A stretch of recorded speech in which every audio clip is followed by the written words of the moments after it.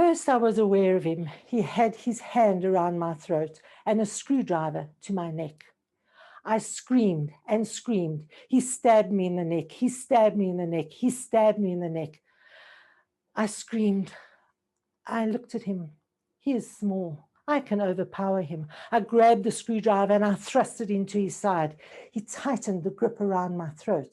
I felt myself blacking out. I fought back. I lunged, I plunged, I hit, I kicked, he stabbed, I screamed. I lunged, I plunged, he hit, I kicked, he stabbed, I screamed. He took the screwdriver and he stabbed me in the throat. He stabbed me in the mouth.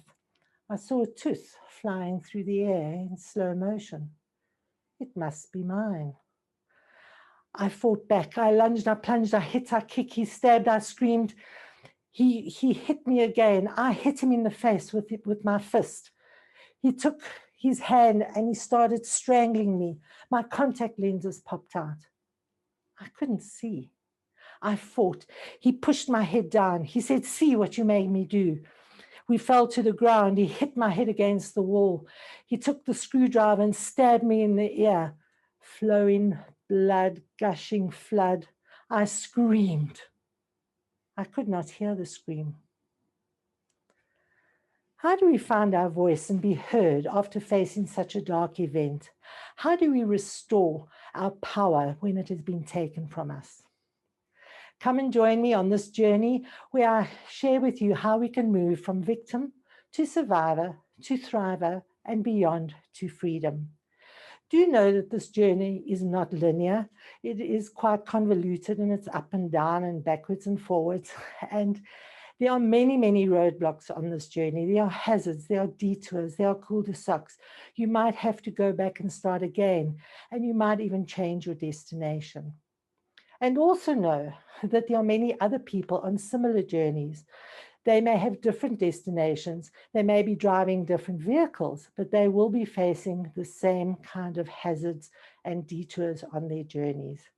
And also know that you are not alone. There are therapists and healers and coaches and families and friends and people who can guide you and help you on this journey.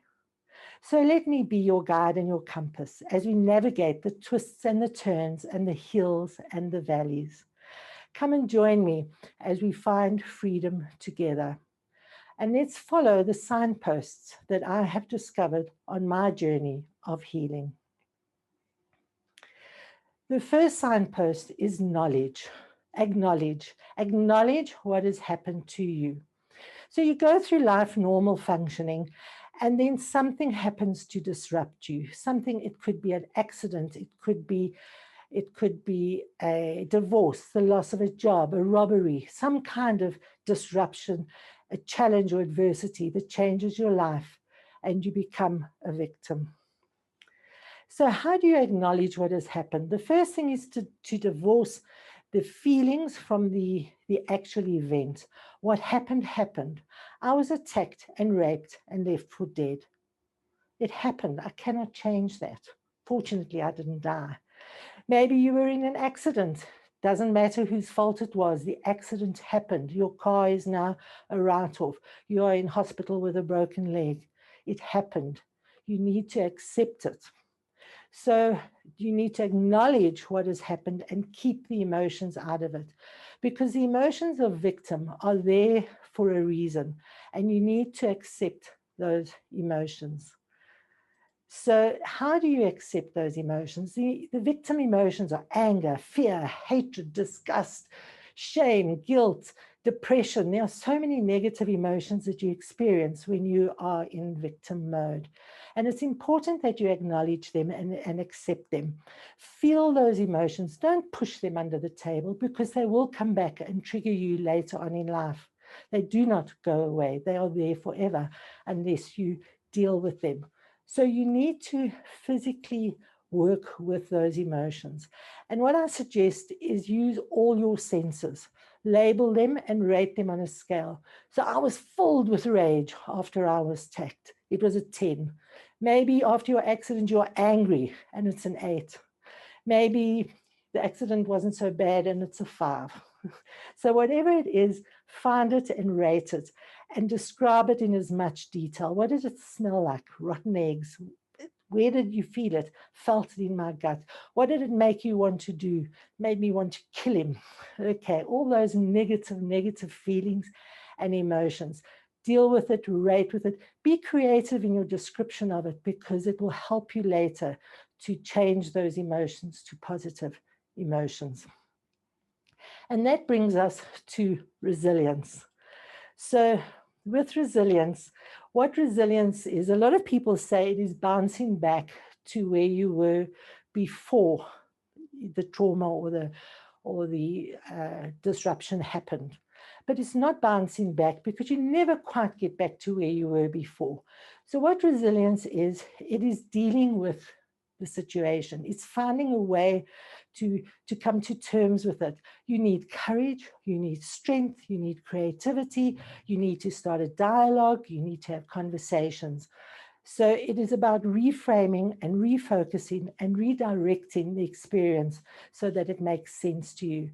So for me, after I was raped, I wanted to change the world. So I became an activist, and I went out and I lobbied and I wrote petitions and I led marches through the streets, because I was now a survivor. So resilience brings you to the survivor mode, but know that survivor is still a struggle. So what happens after survivor? Survivor is the next step. You're now surviving, you're getting on with your life, you've reached some form of normality again. So you want your grit now, and grit is future focused. It is focused on new dreams, new aspirations, new directions. So grit is a wonderful place to be. And so it's about forging forward to a new reality with passion, perseverance, and persistence.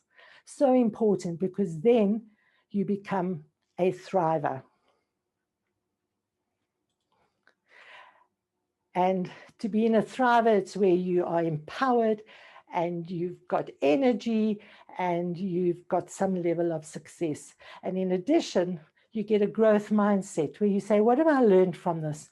What have I benefited from this? How has it helped me? How has it helped me grow?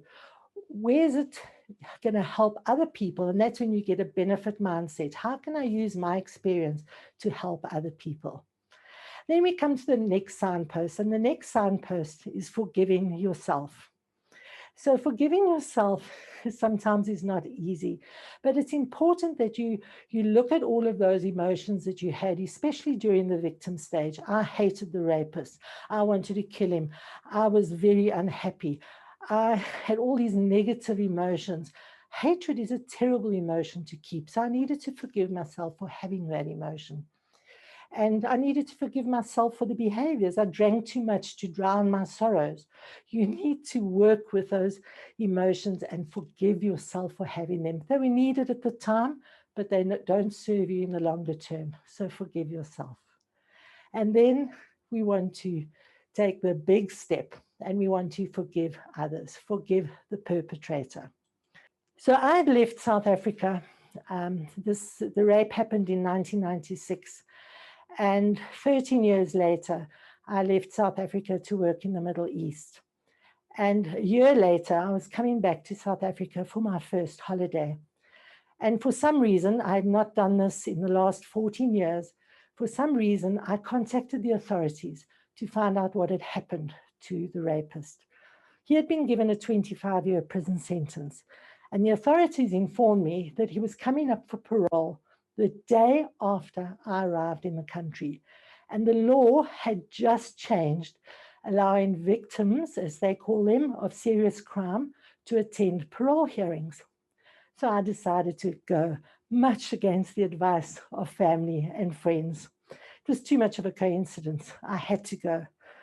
So the morning of the hearing, I got up. It was a beautiful Cape Town spring morning. It was a beautiful drive through the farmlands, lovely spring flowers, the sun obliquely shining, the snow-peaked mountains in the background. Oh, it was so beautiful. I was calm and relaxed. And then suddenly I turned a corner, and then against this tranquil backdrop was this dreadful prison. grey building with electrified barbed wire fencing, armed security guards marching the perimeter. It was quite eerie. And they led me in, and I had to walk through the prison, metal gates clanging shut behind me, down these narrow corridors, and all these orange overalled prisoners waiting for their parole hearings or for their therapies. It was a bit nervy. I entered a room, there were 8 gentlemen sitting there. They brought in the prisoner. They went through all the formalities, read his rap sheet, talked about his progress in the prison. And then they asked me if I had anything to say to him. And I looked at him, looked him in the eyes, and I said, Richard, I do not condone what you have done, but I'm handing the responsibility back to you. I compassionately and completely forgive you from my higher self to your higher self, and I take back my freedom. The authorities were astounded. They asked if I would pose for a photograph with the prisoner. I said, sure, no problem. After all, I was the first person in South Africa to attend one of these new parole hearings. The authorities said to me they would let me know in 7 days if he got parole or not. It was such an amazing feeling. I looked at them and I said, no, I don't want to know. I don't need to know. I was now completely free of that individual. And it's understanding that forgiveness is not about the other person. It's about you being bonded to that other person. It's about you, and it's about breaking that bond. And so I did not walk out of that prison. I flew out of that prison completely free. So you too can be free. You too can find your voice and be heard, and you can take back the power and move out of the darkness into the light. So please join me, walking without skin, and let's fly together to freedom. Thank you. I am Lois, your friend for forgiveness.